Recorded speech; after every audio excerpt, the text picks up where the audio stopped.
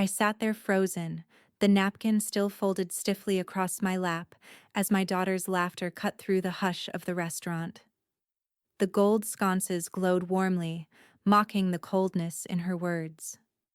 Separate checks. She can't afford to pay for anyone else. The waiter's pen hovered. The table went silent, and strangers at nearby tables glanced over before looking away. Afford. After 30 years of saving every receipt, after paying for braces, for tuition, for every emergency, I was branded as someone too poor to share bread with my own family. Wait, before we go any further, I gotta ask, where are you watching from? Drop it in the comments, and don't forget to subscribe. The clatter of cutlery and the low hum of conversation swirled around the dining room like background music, but Linda Marshall sat unusually quiet, her spine gently pressed against the back of a velvet-lined chair, her hands resting loosely in her lap. The restaurant was exactly the kind of place her daughter loved. Upscale, dramatic in its decor, and full of people who dressed like their lives were worth noticing. Gold-trimmed sconces cast a soft amber glow across the white tablecloths, and the scent of seared garlic and fresh basil wafted through the air each time the kitchen doors swung open.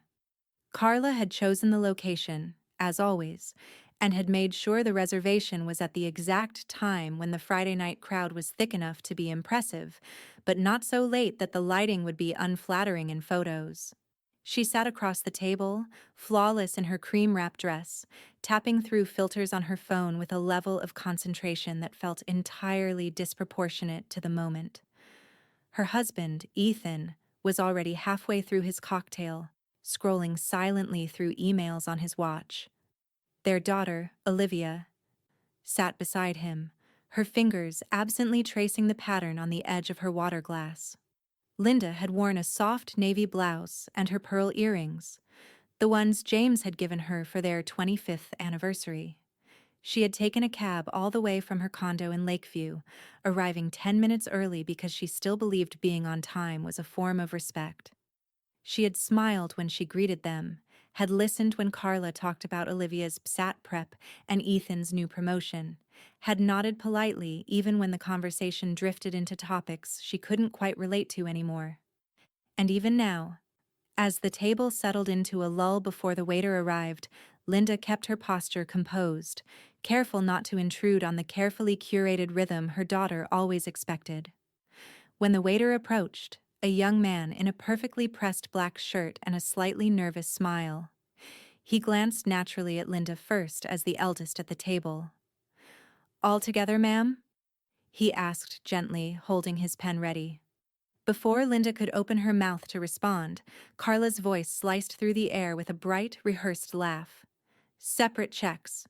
She can't afford to pay for anyone else." The words landed like a dropped wine glass, sharp, sudden, and loud enough that a couple at the next table paused mid-bite. Carla didn't lower her voice. She didn't even glance at her mother as she said it. Her eyes remained on the waiter, who blinked in awkward surprise, his gaze bouncing between them as he nodded stiffly and made a small mark on his notepad. "I mean, she's on a fixed income," Carla added lightly, as if it were a harmless clarification. "You know how it is." Ethan gave a small, amused exhale, almost like a snort. Olivia's head tilted down just slightly, her expression unreadable, though Linda caught the faintest purse of her lips. Something between discomfort and embarrassment. But no one said anything. No one corrected Carla. No one even looked up. Linda inhaled slowly, her smile remaining carefully in place as she folded her napkin across her lap again. Her heart pressed against her ribcage in a slow, deliberate ache. Not from hurt. Not entirely, but from the effort of staying still. A few diners at nearby tables had clearly heard the comment. One woman across the aisle glanced over, offered a tight, sympathetic smile, then turned back to her wine. When the waiter circled back to take their orders, Linda's voice didn't waver. "I'll have the grilled salmon," she said softly. "With the roasted vegetables, please." Carla returned to her phone. Ethan asked for the steak. Olivia ordered last, barely lifting her eyes from the table. As the menus were collected, Linda's eyes wandered, not toward the food or the people around her, but toward the front of the restaurant where the hostess stood beside a polished oak stand, flipping through a large leather-bound reservation book. There was a time when a comment like Carla's would have quietly ruined her evening. A time when she would have gone home, taken off her earrings, and stared at herself in the mirror, wondering when her daughter had become someone who saw her as a burden. But not tonight. Something in her had shifted, quietly and without ceremony. A decision, not born of spite or drama, but of deep, unshakable clarity. Carla thought she was making a point, thought her words were just another way to put her mother in her place. She had no idea. The wind coming off Lake Michigan carried a sharp bite that afternoon. Not quite bitter, but brisk enough to nudge Linda's coat collar higher as she stepped off the curb and stood across the street from the restaurant. It looked different now. Not physically.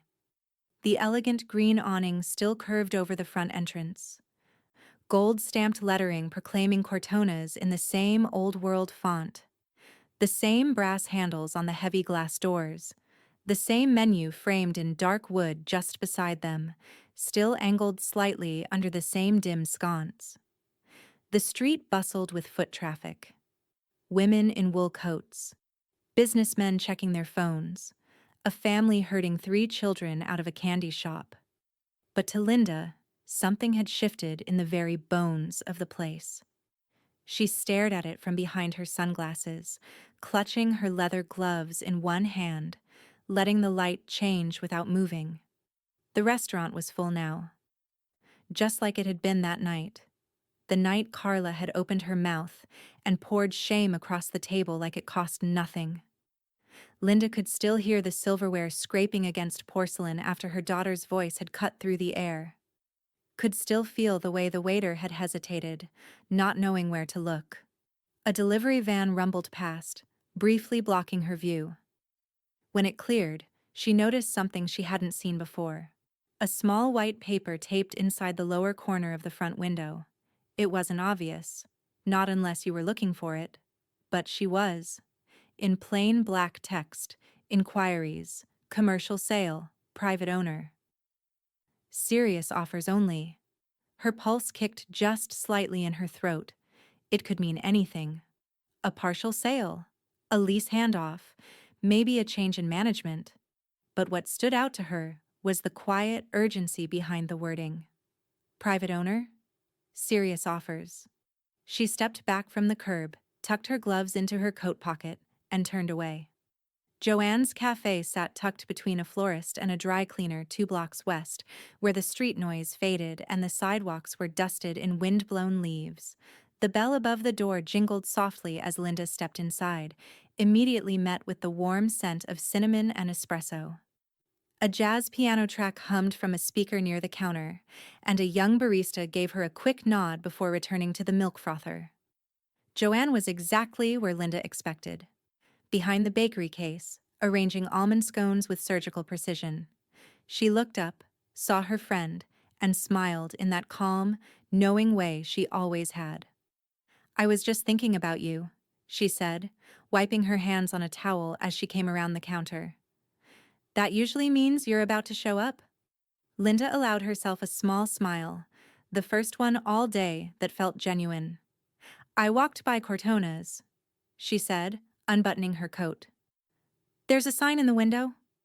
Joanne raised a brow, gesturing toward the corner booth. "Let's sit. You look like you're carrying something." They settled into the booth. Joanne brought over 2 cappuccinos without asking, then slid into the seat across from her, with the same curiosity she'd had since nursing school. The kind that didn't rush a story. "I think they're selling," Linda said after a moment. Quietly. "Private offer." Joanne stirred her cup slowly. Bad press travels faster than good food. Maybe that dinner wasn't the first time someone got served more than they ordered. Linda didn't laugh, but her mouth twitched. "It got me thinking." Don't say that, Joanne teased gently. You get that look in your eye, and someone's always about to regret underestimating you. Linda exhaled through her nose. It's not about revenge. Joanne leaned in, her voice low and certain.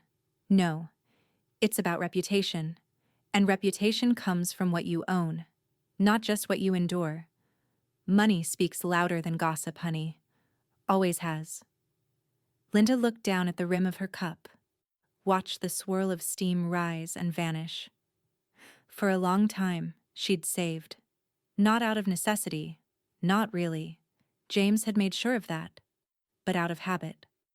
Out of quiet, inherited discipline. She clipped coupons, paid in cash, took pride in never needing to prove herself through things. But suddenly now, the idea of owning something, not just surviving, rang with a kind of clarity she hadn't felt in years. I'm going to call Victor, she said quietly, just to see what's possible. Joanne didn't blink. Tell him I said hi. The photo was framed in soft candlelight. A white plate of grilled halibut, a glass of Merlot tilted just so, and Carla's manicured hand clutching her iPhone mid-toast. The caption read, "Another night, another round of charity dining. Mom tax, separate checks life." Linda saw it while waiting for Victor's receptionist to buzz her in. The post had been live for 22 minutes and already had a small stream of likes, mostly from Carla's friends with usernames like City Mom Boss and a Wind Down Wednesday. Linda stared at the screen without blinking. She wasn't sure what stung more, the flippant tone or the shamelessness of it. She recognized the plate from that night. Her night. The one she'd kept turning over in her mind like a stone she couldn't quite put down. But the sting passed quickly. This time it didn't settle in her chest like hurt. It settled lower, firmer, like a brick being laid. "Ms. Marshall, he's ready for you now," the receptionist said kindly. Victor Hale's office was lined with thick law books and modern art that looked too abstract to mean anything but cost too much to mean nothing. He stood when she entered, clean-shaven, composed, and as deliberately calm as ever. A man who always looked like he was halfway through solving a chess problem and enjoying it. "Linda," he said, gesturing toward the leather chair across from his desk. "I got your message. I have to admit, this was a surprise." Linda eased into the seat, setting her tote down beside her. "I know it's a bit out of nowhere, but I saw the window posting. I want to know what it would take to buy Cortona's." Victor's eyes narrowed slightly, not in judgment, but in recalibration. He reached for a file already waiting near the corner of his desk. He always prepared, as if the universe might throw him curveballs. "They're looking for a fast sale. The owner, Anthony Russo, inherited the lease when his father passed. Good guy, but underwater. Real estate taxes, declining revenue, and an investor who bailed last month." Linda nodded once. "So it's possible. More than possible." He opened the file. "Now, you could go two ways. Silent partnership, you fund it. But let someone else run the show. Or full ownership. Higher risk, higher say. That means staffing, branding, vendor relationships. You'd be in control." She didn't hesitate. "I want all of it." Victor blinked once, not in surprise, but in respect. He leaned back slightly in his chair and studied her with fresh eyes. "All right then," he said with a small smile. "You'll need a business entity set up, some due diligence, and a quick inspection of the books. But if we move fast and you're liquid, we could close in a few weeks, maybe less." "I'm liquid," she said, voice quiet but steady.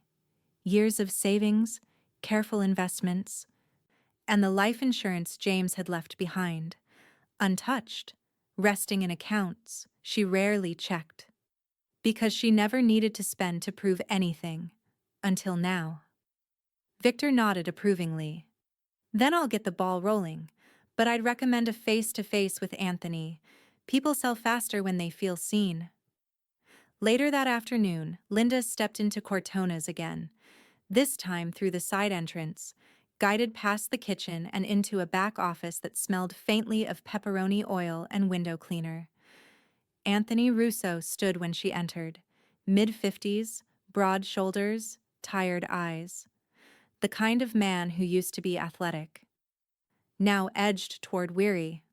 "Linda, right?" he said, extending a hand. "Victor told me you were interested. Gotta admit, I didn't expect, well, you." She shook his hand firmly. "That makes two of us." Anthony chuckled. "Place has been in my family since the '80s, but things change. Rent's up, tourists are down, and I'm 3 months behind on vendor payments. I've been looking for someone who can move quickly." Linda scanned the cluttered desk, ledger books, a half-empty coffee cup, a photo of Anthony with an older man in front of the restaurant's original awning. This wasn't just a building. It was a legacy being quietly drowned in silence. "How soon can we talk numbers?" she asked. Anthony smiled faintly but with relief. "As soon as you're ready. I'm not here to haggle. I just want to keep the place alive. With the right hands." The invitation came via text, as casual as if nothing had ever happened. "Carla, dinner Friday? Olivia has a school update. Cortona's at 7. I'll reserve. Let me know." Linda stared at the message for a long time. There was no apology, no acknowledgement of the last dinner. Not even a hint that Carla had registered the way her words had sliced through the air like glass, but Linda had already stopped expecting self-awareness. What surprised her now was how much less it hurt. Friday night came quickly, and this time Linda dressed with a new kind of precision. Not for approval, not for impression, but for presence. She wore black wool slacks, a soft burgundy blouse, and the gold cuff bracelet James had given her when they paid off their mortgage. Her hair was pinned neatly, and her bag was structured, simple and expensive. A small detail, but a deliberate one. The restaurant lighting felt just as golden as before. The same buzz of wine-fueled laughter floated through the air, same scent of charred lemon and oregano wafting through the wide room. Carla was already seated when Linda arrived, centered at the same table, effortlessly posed like a woman hosting a magazine shoot. Olivia sat beside her, half scrolling, half listening, and Ethan was already signaling the waiter for another round. "Mom!" Carla beamed with false warmth, standing just enough to kiss the air near Linda's cheek. "So glad you could make it. You look nice. Finally ditched those sweaters, huh?" Linda smiled politely and took her seat. "Thank you. You look the same." Carla didn't catch the edge in her tone, but Olivia's eyes flicked up, curiosity sparking for half a second before her face settled again. Ethan leaned back in his chair, folding his arms as the waiter approached with menus. "Hope you brought your appetite, Mom," he said with a grin. "We already told them you'd want something off the senior discount menu." He laughed at his own joke. Carla chuckled, shaking her head fondly like Ethan was just too much. The waiter didn't laugh. He glanced quickly at Linda, uncertain. Linda didn't flinch. "I'm not sure that menu exists," she said evenly, accepting the wine list, "but I'll be ordering what I actually want tonight." Carla arched a brow. "Look at you, splurging." Olivia, silent until now, shifted uncomfortably and ran her finger along the condensation on her water glass. "Do we have to make comments like that every time?" she asked softly, almost to no one. Carla blinked. "It was a joke, sweetie." But Linda caught the way Olivia's shoulders hunched slightly after speaking. The reflex of someone who had learned that speaking up usually meant getting steamrolled. The waiter began taking drink orders. Carla requested a Prosecco, Ethan another martini, Olivia a Pellegrino. Linda asked for a Malbec, dry, full-bodied, and held the waiter's eye just a moment longer than usual. "I'll need a moment with the entree menu," she said calmly. I'm in no rush tonight. The waiter nodded, more respectfully this time, and moved on.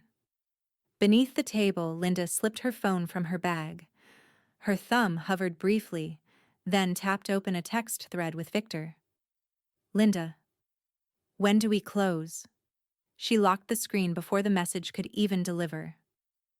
Back at the table, Carla was scrolling again, showing Ethan something on her screen. Olivia pretended to check her phone, but her eyes flicked toward Linda every few seconds, as if she sensed something unspoken just beneath the surface. Linda let her gaze wander across the room. She looked at the hostess stand, at the kitchen doors, at the way the manager leaned against the back wall with his arms crossed, surveying the crowd with the calm focus of someone guarding a ship in choppy waters. Her ship now. It wasn't hers yet, not technically. The paperwork was still moving. But soon, very soon, she wouldn't need to sit at this table pretending not to see what they were doing. She wouldn't need to smile through comments wrapped in velvet but laced with poison, because soon they wouldn't be dining here unless she allowed it. Victor's office smelled faintly of leather and lemon oil, the kind of scent that whispered efficiency rather than shouted it. The morning sunlight spilled in through the tall windows, throwing long lines across the walnut desk between them. Linda sat in silence as Victor reviewed the final page of the contract, his pen poised in his left hand but not yet moving. "The LLC is clean," he said, eyes still scanning the document. "No debt, no liens, no litigation exposure. You're purchasing the assets and lease outright. Once you sign, the restaurant belongs to you." Linda nodded, but her hands were folded tightly in her lap, the edge of her thumbnail pressed hard into her palm. Not from nerves. Not exactly. It was the weight of the moment. The actual, irreversible shift from thinking about it to doing it. She could feel her pulse thudding in her throat, in the tips of her fingers. Victor looked up. "You ready?" Her answer came not in words, but in movement. She reached for the pen and signed her name with measured calm, each stroke deliberate. Linda R. Marshall. It had been years since she'd signed something this big. Maybe not since the day she and James had closed on their house. The gravity felt similar, but there was no shared smile across the table this time. No warm hand squeezing hers in affirmation. Only the steady presence of Victor, and the knowing thrum of something ancient waking inside her. Ownership. Not of property. Of dignity. Victor slid the folder shut and exhaled like he'd just witnessed something worth respecting. "Well," he said, offering a dry smile, "welcome to the food service industry." The kitchen at Cortona's smelled of caramelized onions and espresso when Linda stepped through the back entrance later that afternoon, accompanied by Victor and Anthony. The cooks were prepping for dinner service, busy, heads down, and didn't immediately notice her. Anthony turned to her near the dry storage shelves, wiping his hands on a kitchen towel. "You just saved 23 jobs," he said. "That's not small." Linda shook her head, her tone quiet but firm. "No, I didn't. The staff did that for themselves. I just gave them a chance to keep doing it." Anthony looked at her a moment longer than necessary, then nodded once. "I'll be around for a few weeks to help with the handoff. But honestly, I'm relieved it's you." She didn't say anything. She just offered her hand, and he took it, not as a farewell, but as a passing of the torch.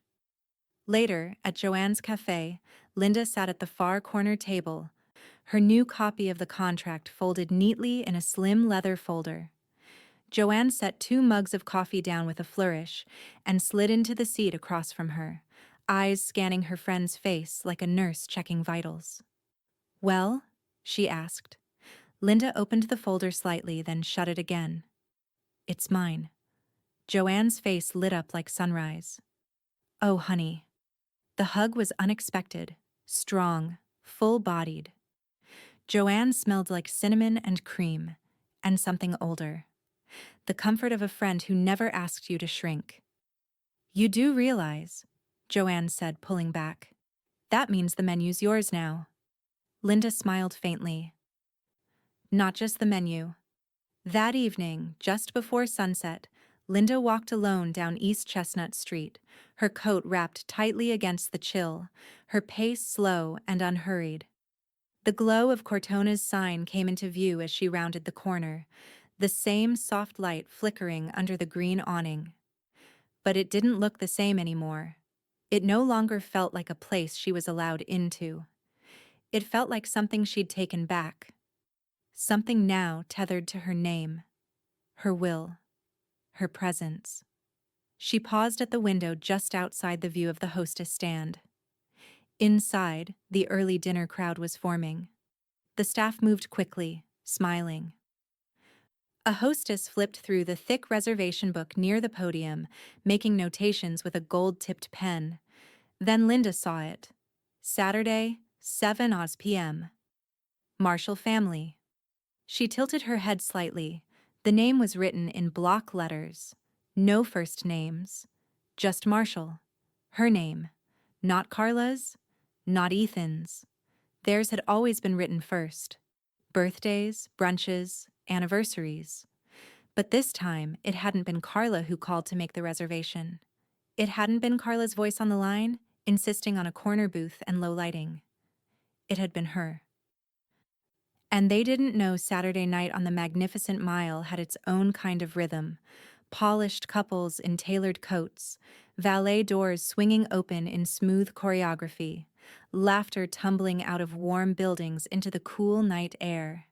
Inside Cortona's, the evening crowd hummed with weekend energy, linen napkins folded tight, water glasses already sweating, servers gliding between tables like dancers with invisible cues. At precisely 6:57 p.m., the Marshall family stepped through the double glass doors. Carla entered first, as if arriving at a red carpet event rather than a family dinner. She wore a long black coat with gold buttons and sunglasses pushed up into her hair, despite the dimming light outside. Her lipstick was perfect, her smile rehearsed. Ethan followed close behind, tugging at his sleeves, checking the time. Olivia trailed them, hands in her pockets, gaze scanning the room with quiet detachment. She looked tired, like a teenager who had learned not to expect too much from these evenings, but still hoped, silently, for something different. The host, a young man in a crisp slate gray suit, stood behind the reservation stand with the confidence of someone who had memorized the entire seating chart and didn't need to look at it. "Good evening," he said warmly. "Welcome to Cortona's. Name?" Carla stepped forward, smile broadening. "Marshall," she said. "Table for 4, 7 o'clock. The host nodded immediately, flipping the book open with a practiced motion. His eyes scanned the page and stopped. He looked up again with a bright, professional smile. "Ah, yes. Marshall party. Welcome."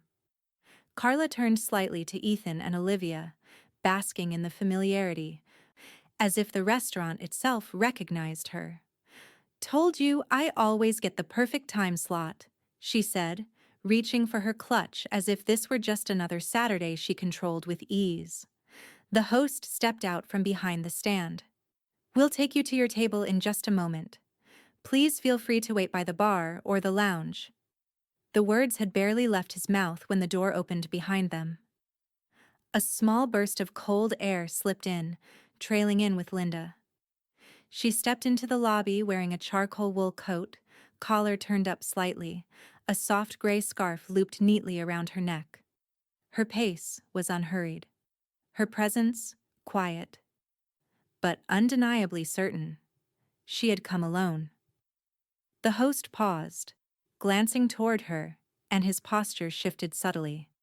Something almost imperceptible in his stance, like a soldier standing just a little straighter when the commanding officer enters.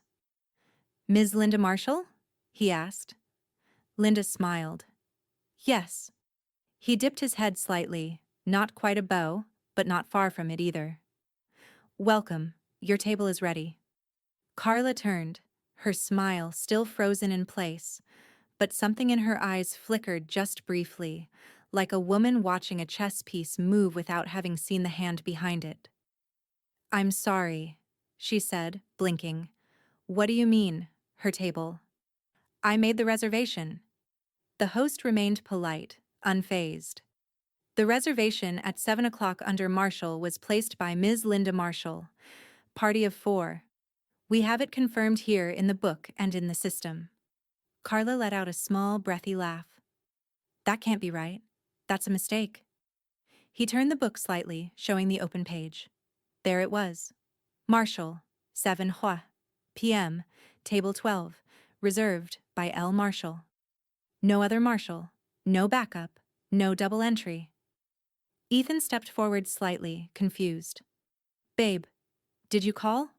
Or just text me about it?" "I called," Carla said, suddenly unsure. "I thought I did." Olivia's eyes moved slowly between her grandmother, the host, and the reservation book. Her arms remained folded, but her posture had changed. Straighter now, more attentive. She hadn't spoken yet, but she didn't look away. Linda glanced toward the dining room, then back to the host. "Table 12?" she asked. "Is it ready?" "Absolutely," the host said, stepping aside. "Right this way." She moved past her daughter and son-in-law without hesitation. Not cold, not smug. Just forward. Like a woman walking into a space she no longer needed permission to enter. Behind her, Carla stood momentarily frozen, still holding her clutch like a microphone that had gone silent. Carla caught up quickly, heels clicking across the marble tile as she trailed behind Linda and the host toward the dining room. Her tone was sharp, dressed in civility but fraying at the edges. "Excuse me," she called, stepping in front of the host with a tight smile. "There must be some confusion. We always request the booth by the window, the one with the wine wall. My mother doesn't need all that space." The host paused mid-step, his hand still gesturing toward the inner corner of the restaurant. "I'm sorry, ma'am," he said carefully, "but Ms. Linda Marshall specifically requested that table when she made the reservation. It's already prepared." Carla's expression pinched, like a door closing too quickly. "That's our table," she said under her breath, then laughed like she was joking, though no one responded. "We've sat there for years." Ethan shifted behind her, his hand resting awkwardly on the back of Olivia's chair as they reached the table. He offered a weak smile toward the host. "It's fine. Any table's fine, really." Carla turned her head sharply toward him, her voice just shy of a whisper. "It's not fine." But Linda had already taken her seat. Table 12 was set perfectly, linen napkins folded like origami, polished stemware reflecting the golden overhead lighting, a fresh rosemary sprig resting on each bread plate. The best table in the house, no question. Tucked in the corner with a clear view of the entire dining room and a wide window facing the glittering sidewalk. Linda slid out her chair and sat with quiet command, placing her folded scarf on her lap, then smoothing the menu open in front of her like she belonged there. Which, of course, she did. Carla stood for a moment longer, unsure whether to argue or sit, her mouth slightly open as if preparing a retort that never arrived. Then, sensing the attention of nearby diners, she smiled thinly and lowered herself into the seat across from her mother. Ethan followed suit, looking like he'd rather be anywhere else. Olivia hesitated before taking the seat next to Linda, her eyes darting back and forth between her parents. When the waiter arrived, the same one from their previous dinner, he stopped just a beat longer than usual before addressing the table. His posture straightened when he looked at Linda. "Good evening, Ms. Marshall," he said, a soft respect in his tone. "Would you like to begin with sparkling or still for the table?" Carla raised a hand, about to speak, but Linda didn't look at her. "Still. Thank you," Linda said smoothly. "And please bring the Malbec from the private reserve. I believe it's under my notes." The waiter nodded. Of course. I'll bring that right out. He didn't ask if anyone else needed a drink menu. Carla stared at him like he'd forgotten how things worked.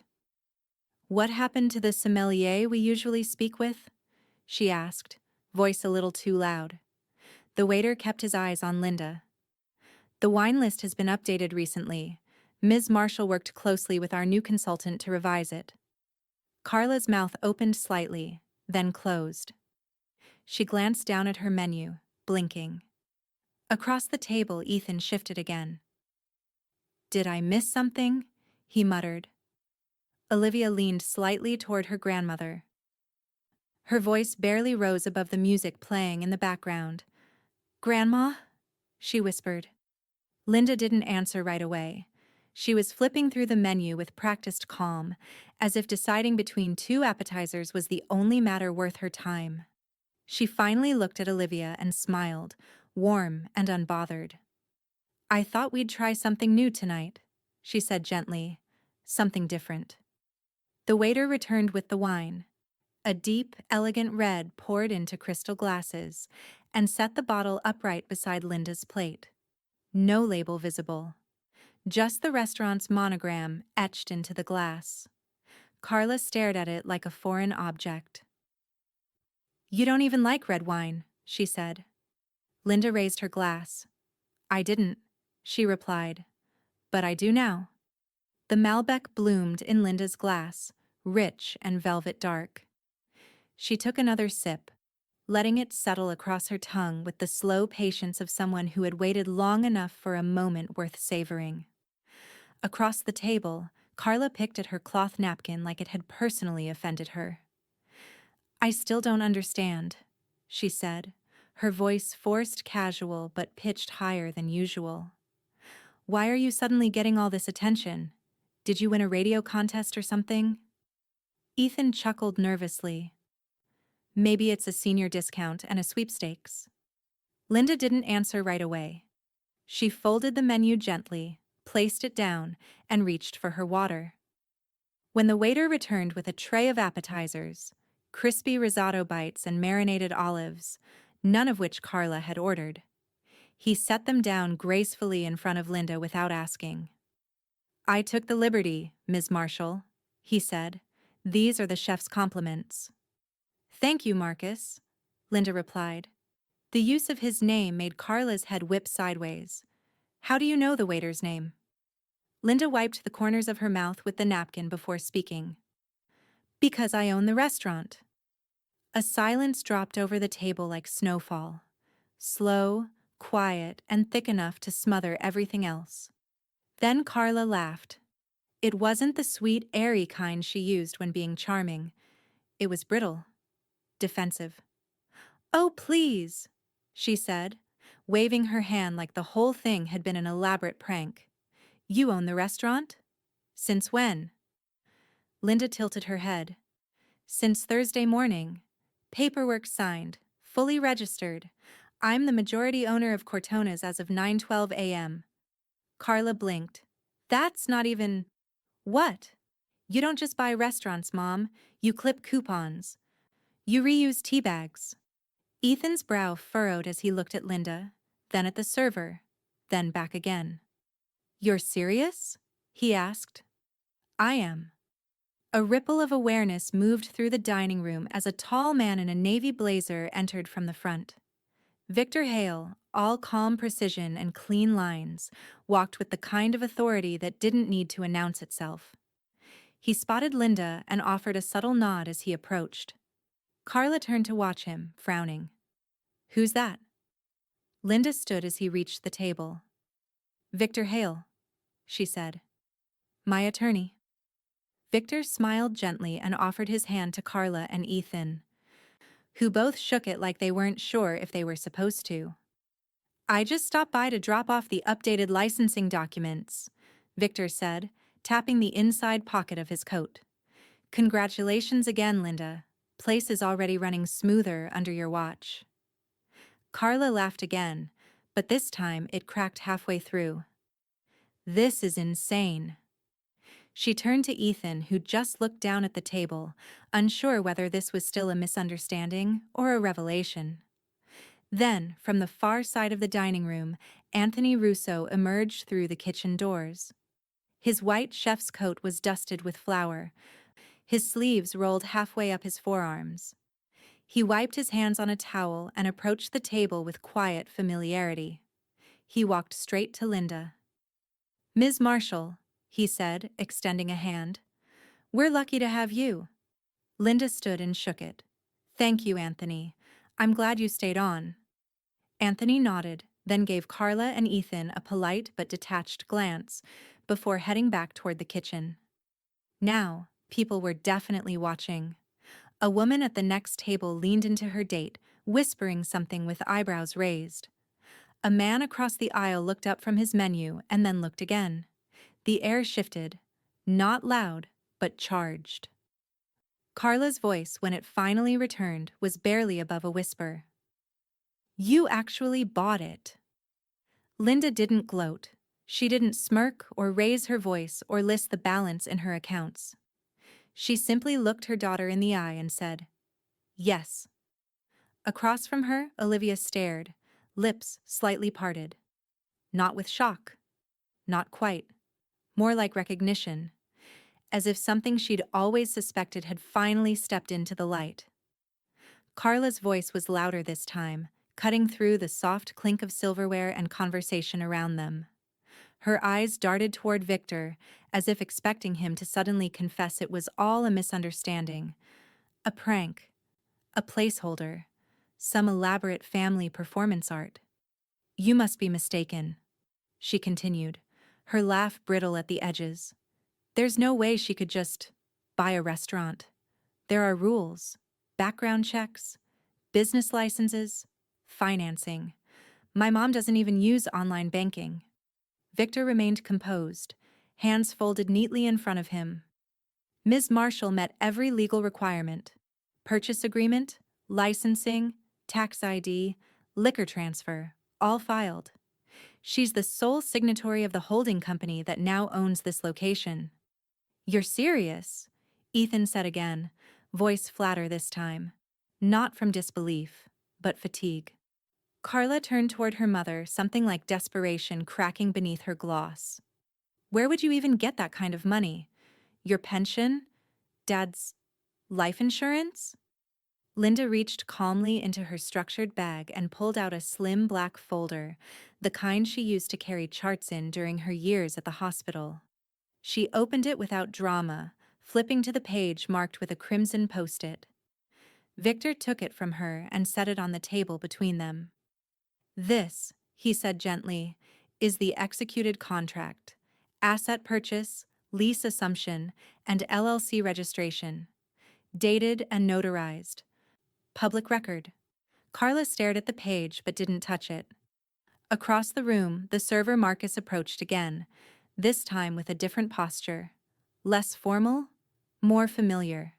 He wasn't checking in. He was aligning himself. "Ms. Marshall," he said with a quiet smile, "Chef wanted to know if you'd like to approve the dessert specials before we print the evening inserts." "Of course," Linda said, her tone light. "Bring me a draft when you're ready." Carla's head snapped toward him. "Excuse me? Why are you—" Marcus didn't answer her. He simply nodded at Linda and turned to go, pausing just long enough to say, "I'll let the kitchen know the owner's staying for dessert." The word owner hung in the air like a dropped curtain. Carla's face flushed, the color rising from her collar to her cheekbones in slow, blooming waves. She glanced around, at the diners now openly watching, at the couple 2 tables away pretending to sip wine, while their eyes stayed locked on her family. "I didn't mean it like that," she said quickly, voice dipping into a breathless panic. "Earlier, when I said she couldn't afford things, it was a joke. We joke like that all the time." Ethan didn't speak. He hadn't spoken in minutes. Carla looked to Olivia for backup, but her daughter didn't meet her eyes. Instead, Olivia leaned slightly toward her grandmother. "You really own it?" she asked, quieter now. Her tone wasn't skeptical. It was reverent. Linda nodded. "I signed the papers 2 days ago. Your mom didn't hear about it because I didn't need anyone's permission or approval. Olivia's gaze didn't waver. But you never even told me you were thinking about it. Linda smiled gently. Sometimes it's better to show people who you are than explain it. A pause settled between them. Not awkward, but intimate. Then Olivia, still watching her grandmother, said softly, I always knew you were stronger than them. Carla's jaw tightened. Olivia. But her daughter's eyes were still on Linda. It was the moment Carla realized she had lost more than just a table. She had lost the audience she'd assumed would always clap for her. Carla's voice, sharp and echoing, cracked against the delicate acoustics of the dining room like a dish hitting tile. Several diners paused mid-bite. A spoon clinked loudly into a bowl somewhere to the left. Conversation at nearby tables quieted, then vanished altogether. Linda didn't flinch. She had faced emergency rooms full of chaos. She had delivered bad news to families, held hands through tears, buried her husband, and folded her pension statements like grocery lists. She'd waited years, decades, to be underestimated this thoroughly, and it no longer stung. It clarified. Carla, Ethan started, one hand raised awkwardly, but he didn't finish the sentence. Carla was too far in now. She clips coupons, she hissed. She doesn't even buy name brand anything. She uses a flip phone. You expect me to believe she just owns this place? That she made some massive, silent move like she's a character in one of those revenge movies? Linda exhaled through her nose, slow and calm, and took another sip of her wine. Across the room, a woman with silver curls raised an eyebrow. A man in a navy pullover leaned slightly to get a better look. Someone near the bar whispered, Is that the owner? And another voice replied, I think so. The older woman in burgundy. Ethan, now visibly slouched in his seat, reached for his glass of water like he wanted to disappear into it. I don't know what this is, Carla continued, voice wobbling. But you've made your point. Congratulations, you shocked us. You had your moment, but this? All of this is fake. Smoke and mirrors. It's not fake, Olivia said. The entire table turned toward her. She hadn't raised her voice. She didn't need to. There was a steadiness to her that didn't belong to teenagers. It belonged to people who had been quiet long enough to learn which silences matter. She earned it, Olivia said. She saved. She planned. She kept things to herself because you never listened. Carla blinked at her daughter, stunned. Olivia, honey, you don't understand. No, Olivia interrupted. You don't. The room held its breath. The moment stretched like cooling caramel, sticky, hot, and irreversible. Linda set down her wineglass and looked at her granddaughter with something too complicated for just pride. It was respect. Recognition. Then, from a table near the window, came the sound of deliberate, unhurried applause. It was soft at first. A single pair of hands. Joanne. She stood, mug in one hand, clapping with the kind of dignity that dared anyone to stop her. She wore her signature black cardigan and café apron, having come straight from her own shift, her curls pinned back with a pencil. Well, she said cheerfully, raising her glass toward Linda. I'd toast you, but I didn't bring anything stronger than chamomile. Linda laughed softly, the sound easing the tension around her like a breeze pushing through heavy drapes. The staff near the bar smiled. One of the cooks peered out from the kitchen pass. A busboy grinned and nudged the hostess. Joanne walked over, setting her tea down as she approached the table. To think, she said, they thought you'd be embarrassed here. She looked down at Carla. Sweetheart, pride's a tricky thing. If you don't learn how to hold it, it'll end up holding you hostage. Carla stared at her like she didn't understand the language. Joanne leaned down and whispered, not unkindly, Might be time to let go of the steering wheel, honey. Then she stood and kissed Linda on the cheek. I'll save you a scone tomorrow, she said. and walked back to her table as if she hadn't just lit the room on fire. Linda turned to Olivia. "Dessert?" Olivia nodded. "Definitely dessert." The dessert menus had barely landed on the table before Carla pushed hers aside with a dramatic sigh, loud enough to snap a few heads back in their direction. "This isn't over," she muttered. Linda raised an eyebrow but said nothing. Her fork hovered over the tiramisu the waiter had just set down. She let the silence stretch, watching Carla writhe in it like a fish on dry land. "I mean it," Carla continued, louder this time. "You think you can just buy a restaurant with inheritance money and not tell anyone? That affects the entire estate. That affects me." Victor, seated calmly at the edge of the table, folded his hands over the leather folder resting in front of him. "You might want to tread lightly before making legal threats over espresso and sponge cake." Carla's jaw clenched. "I have a right to know what she's done with Dad's money." Linda didn't look up from her plate. She took a slow, deliberate bite of tiramisu. The mascarpone was cold, dusted just right with cocoa powder. The lady fingers soaked, but not soggy, balanced, elegant. "I used my money," she said. "Money I managed, saved, invested." "It's marital property," Carla snapped. Victor cleared his throat gently, the kind of sound lawyers make when they're about to explain why someone just walked into a wall of law they didn't see coming. "Actually, Mrs. Hale," he said, using Carla's married name with just enough edge to remind her who he worked for. "James Marshall's life insurance policy was distributed directly to his named beneficiary. That beneficiary was your mother. Not the estate. It was non-probate. Legally, that money was hers and hers alone." Carla opened her mouth to respond, but nothing came out. Victor continued, polite but impenetrable.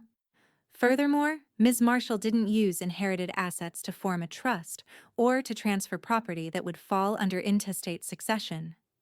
She simply purchased a business using her personal funds. She owes no explanation to anyone." Across the table, Ethan coughed once, then shifted in his seat. "Okay, maybe let's just take a breath," he offered, his voice low and tired. "We're all a little shocked, but maybe we just need to cool down." "You cool down?" Carla snapped. Olivia's chair scraped softly against the tile as she stood, then rounded the table. Without saying a word, she took the empty chair beside her grandmother and sat, folding her napkin into her lap like it had always been her seat. Linda turned her head slightly and looked at her, a small, quiet smile tugging at her lips. Carla stared at the two of them, her knuckles whitening around her water glass. "So, that's it?" she said. "You're just going to let her manipulate everyone with a reservation and a new wine list?" Olivia looked at her mother and blinked slowly. "No," she said. "She didn't manipulate anyone. She earned respect. You just weren't paying attention." Carla's eyes filled, not with tears, not yet, but with something worse. Defeat edged with disbelief. She had always imagined her mother would remain what she'd made her, grateful, peripheral, modest. Not this, not centered, not applauded without her. Linda took another bite of dessert, unfazed by the tension curling around the table like smoke. "Threaten all you want, Carla," she said finally, setting her fork down with a soft clink. "It won't change the fact that I didn't need anyone's permission. Not yours, not your father's, and certainly not the approval of someone who sees dignity as a threat." Victor leaned back, quietly pleased. The restaurant had returned to its warm, ambient hum, but a few diners still watched out of the corners of their eyes, not out of curiosity now, out of something like admiration. The pen moved smoothly across the page, a quiet stroke of finality. Linda paused only once, not out of hesitation, but to make sure every name and clause sat exactly where it needed to. When she reached the bottom of the document, she signed in clear, steady cursive, Linda Rose Marshall. Victor flipped the document closed with a soft snap, then set it aside in a manila folder labeled in clean black ink. Updated will and testament. Executed copy. That's it, he said. You're done. Joanne, seated in the chair beside Linda's, leaned back with a low whistle. I've witnessed a lot of life decisions, she said, but I have to admit, this one feels biblical. Victor smiled, offering Linda a glass of water as he stacked the paperwork. Your wishes are now legally binding. Carla and Ethan have been removed as beneficiaries. Olivia will inherit the condo and remaining liquid assets. And the nursing scholarship is set up in your name. Fully endowed. Linda nodded, the muscles in her neck easing as if something had finally been put down. No contest clause is included? She asked softly. Solid as steel, Victor confirmed. If either of them tries to challenge the will, they'll forfeit any claim to your estate. Not that there's anything left for them to claim now. Joanne looked over at her. You sure about this? Linda met her friend's gaze and gave the smallest, most grounded smile. I'm not angry, she said. I'm just finished. The city air outside Victor's office was brisk and bright. A faint wind swept past, tugging at Linda's coat collar and sending gold leaves spinning across the sidewalk. She pulled her scarf a little tighter and began walking with a purposeful rhythm, not hurried, just clear. For the first time in years, she felt light. Not in the fleeting way of a good laugh or a sunny day, but in the way of someone who had unclenched something they didn't know they'd been gripping. Across the street, a flower cart displayed thick bundles of mums and dahlias. Linda stopped, bought 2 small bouquets, one for her kitchen table, the other for Joanne's cafe counter, then continued walking without checking her phone once. She didn't need to. But the voicemail came anyway. Voicemail, 5:42 p.m., from Carla Hale. You've lost your mind. Do you even understand what you've done? You think you've won some petty little power game, but all you've done is destroy this family. You took everything, Mom. The house, the future, the security we were counting on. You ruined me. You seriously expect Olivia to take care of you now? You think she's going to stick around after college? Good luck, because I'm done. Don't ever contact me again unless you're ready to apologize and fix this. Click. Linda stood in the elevator vestibule of her condo, the message still echoing in her ears. Not like thunder, more like distant static. She hit delete without hesitation. The quiet that followed was worth more than anything Carla thought she'd been owed. That night, she set the fresh bouquet on her kitchen table and lit a candle in the center. Something soft, lavender-scented. She made tea in her favorite mug, then sat in her armchair and opened a slim notebook labeled simply, Legacy. On the first page, in clean block letters, she wrote, The Marshall Nursing Scholarship. For women who serve in silence. She looked at it a long time, then underlined the last word twice. Silence. Not the kind she had swallowed for decades, but the kind she now chose, on her own terms. The kind that didn't ask for applause, didn't perform grief, didn't need to explain itself to anyone not listening. The first hint came through the florist. Linda had stopped by to pick up a bouquet of white tulips for her foyer when the young woman behind the counter leaned in just slightly, voice low, but unmistakably curious. I heard your daughter's husband, Ethan Hale. He's the one who drives the black Tesla, right? My aunt's a mortgage officer at Lakeside Credit. She said they've missed 4 payments. House is heading to auction. Linda didn't react. Not visibly. She just smiled softly, handed over her card, and tucked the tulips gently into the crook of her arm. At Cortona's, the whispers started slow. Marcus and another server, Nina, were folding napkins at the back table after lunch rush when they traded a look. I heard from the kitchen guys that Mr. and Mrs. Hale took out a second mortgage last year. Big one, Nina said. Yeah, Marcus replied, glancing toward the empty dining room. You should have seen him last time he was here. Looked like he hadn't slept in days, ordered a glass of water and didn't finish it. You think they thought she'd leave it all to them? Absolutely, Marcus said. They treated her like background noise.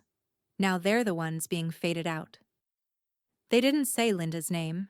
They didn't have to. She had become more than a name to them. She was the owner.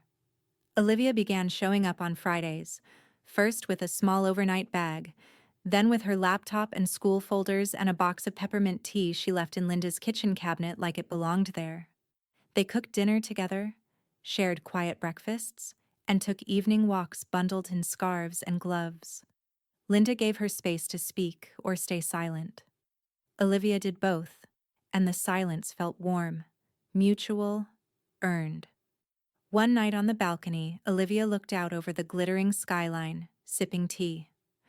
I didn't know adults could start over like that, she said softly.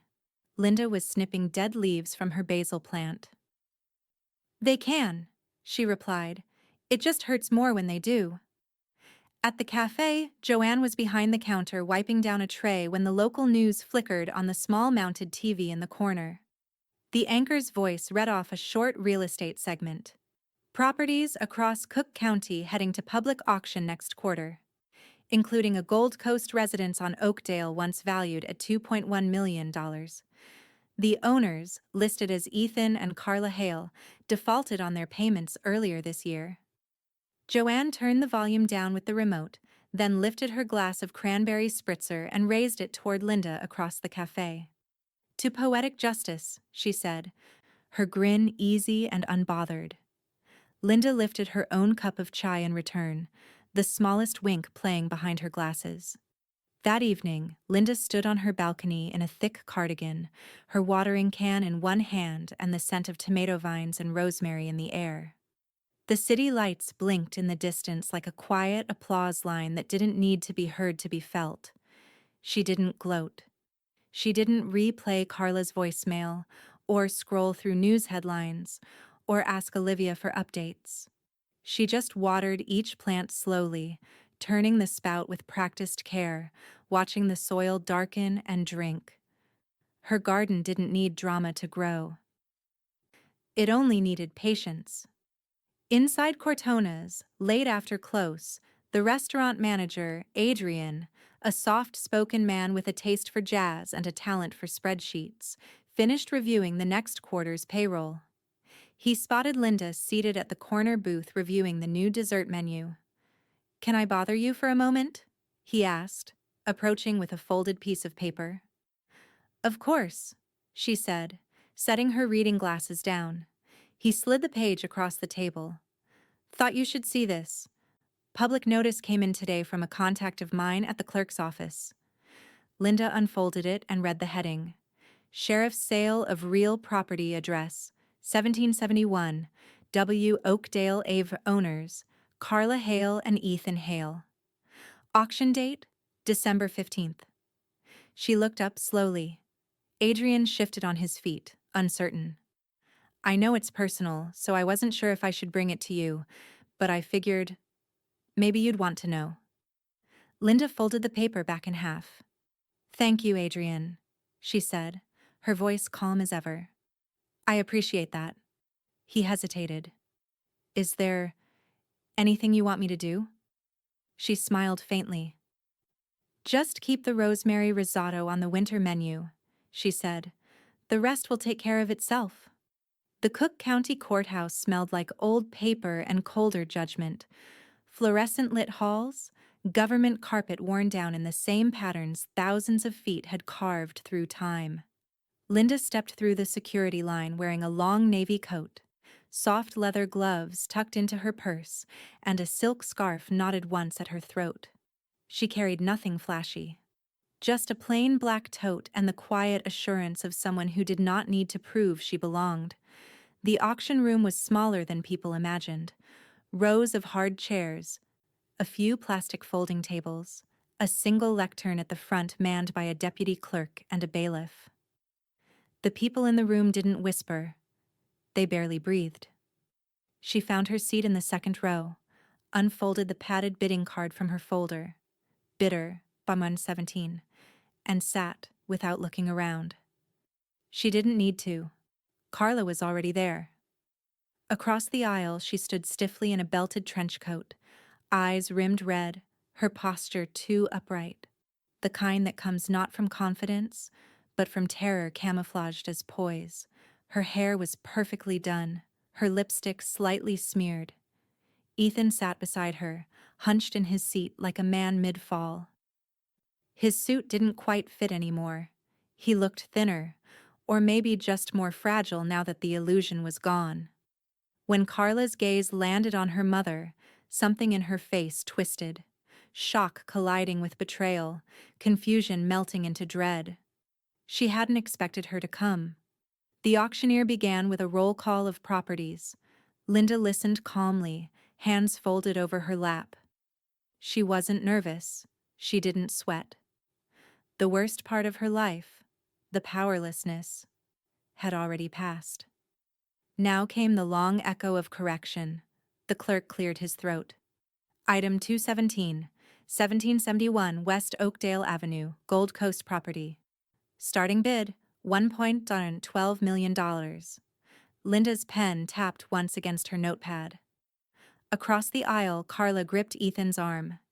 You said the investor was going to handle this? She hissed under her breath. He ghosted, Ethan muttered. You posted about the Porsche. He probably thinks we're bluffing. The bidding began. A man from the back row raised his card. Another woman to Linda's left followed. Small, calculated raises, professional eyes. Then Linda lifted her hand. Bidder 17. The room shifted. Not dramatically, but subtly, like a draft slipping in from under a door. Carla's head snapped toward her. No, she whispered. Linda didn't flinch. The next round went up another 25,000. The man in the back folded. The woman hesitated, then bowed out. Linda raised her card again. Carla stood. You're not serious, she said, voice cracking, though the clerk motioned her to sit down immediately. This is our house. My house. The clerk kept going. Bidder 17, do I hear 125? No one moved. Ethan stared at the floor. Carla looked between her husband and the room and her mother, like she was watching her future evaporate in real time. Not again, she said. Her voice didn't rise. It fell, flat, stunned, all heat gone. The gavel came down with a single unceremonious bang. Sold to bidder 17. Linda didn't smile. She stood, smoothed the front of her coat, and handed over the deposit check to the deputy clerk without a word.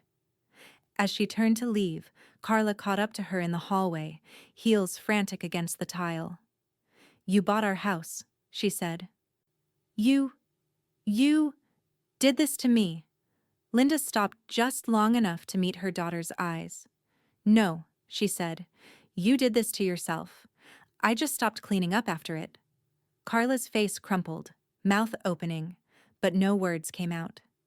Just breath and disbelief, and the ache of being outmaneuvered by someone you dismissed too many times. Linda didn't wait for a response. She turned, stepped into the elevator, and let the doors close without looking back. Inside the elevator, she exhaled slowly. There were no winners in that room. Only people who learned what it costs to ignore who someone really is, and what it feels like when the quiet one stands up. The ink dried slower this time, maybe because it meant more. Linda signed the final deed transfer for the Oakdale property at Victor's office, the same walnut desk where she'd first claimed Cortona's. The two documents lay side by side now, one for the restaurant that once laughed at her, and one for the house that tried to forget her. Victor slid the pen back into its case, satisfaction softening the corners of his normally impassive face. Both properties, clean, final, no contests, no liens. You now own more of their past than they do." Linda didn't gloat. She only nodded once, then folded her hands in her lap like she was closing a chapter not out of anger, but precision. Joanne stood behind her, arms crossed loosely, smile tucked at the edge of her lips like she'd been waiting a decade for this day. "Well now," she said, "that's a hell of a full circle." Outside the courthouse steps, the air was brisk and honest. Autumn hadn't quite released its grip, but sunlight cracked gently through the clouds. Linda walked calmly down the steps with Olivia beside her, the girl not trailing this time, but pacing evenly, shoulder to shoulder. She had come to witness not just the signing, but the quiet shift of ownership that didn't need to shout. At the curb, Carla and Ethan stood frozen. They hadn't spoken since the auction.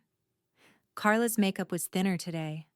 Her coat hung stiff over her frame like it wasn't made for her anymore. Ethan barely looked up. They were watching Linda the way people watch a courtroom door swing open after a verdict. But Linda didn't slow. She met Carla's eyes for only a moment. Not with cruelty, not even with triumph, but with something far worse for someone like Carla. Pity. "I hope you find something," Linda said gently, "because everything you were waiting for is already mine." Carla didn't respond. Ethan's shoulders slumped as they turned away. In the background, Victor offered Linda a soft clap on the shoulder. "You did more than take control," he said. "You redefined it." Later that evening, Cortona's staff gathered in the dining room after close. No customers, no music, just warmth. They brought out a cake, not for her birthday, but with the word owner piped in gold script across the top. Someone popped a bottle of Prosecco. Marcus made a toast about strong women and second acts. Nina recited a line from Linda's favorite poet, which no one else understood but everyone still clapped for. Adrian handed her a small velvet box. "From the staff," he said. "Nothing big, but we wanted you to have something official." Inside was a simple keychain, engraved with the Cortona's logo and 3 words, "Your name belongs here." Linda traced her thumb over the metal, then smiled. Olivia came up behind her and wrapped both arms around her waist, resting her chin on Linda's shoulder. "You did it," she whispered. "No," Linda corrected, placing her hand over Olivia's. "We did." Back at home, her home now, she placed the keychain on the entryway table beside the flower vase. The house didn't echo anymore. It felt full again, but not with noise, with presence. She lit a candle, poured herself a single glass of wine, and stepped onto the balcony. The skyline glittered like applause. The air was sharp with the smell of rosemary from her balcony planter. Joanne joined her minutes later, 2 mugs of chai in hand. "So," she said, passing one over, "how does it feel to own the 2 things they thought you'd never touch?" Linda tilted her head. "It feels earned." Downstairs, 2 neighborhood kids passed by, pointing up toward the terrace. "That's the woman who owns Cortona's," one whispered. "The one with the story." Linda smiled, because yes, now she had one. And more than that, she had the ending in her own ink. As she turned to go back inside, her voice was quiet but certain. "They called me too poor to pay. But when the reservation name read mine, the whole city knew whose table it was."